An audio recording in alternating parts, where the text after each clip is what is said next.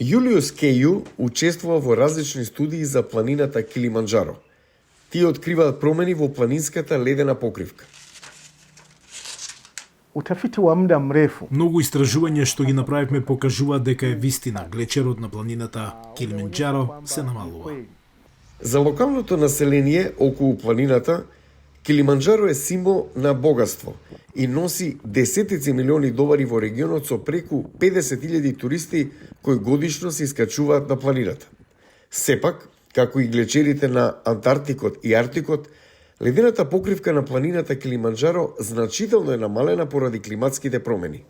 Sababu itakuwa tumepoteza kivutio kikubwa sana ambacho sisi Ќе ја загубиме најголемата туристичка атракција и пазар за кој веруваме дека носи многу приходи за нашата земја. Туристичката индустрија носи многу пари. Мојот најголем страв е дека ќе изгубам уштерии. Тоа се пари не само за мене, туку и за владата. Ќе го загубиме потенцијалот на нашата планина.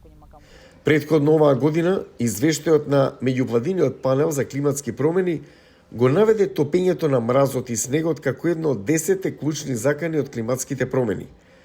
Обединетите нации велат дека глечерите може да се спасат само доколку светот го ограничи глобалното затоплување на 1,5 степени Целзиусови.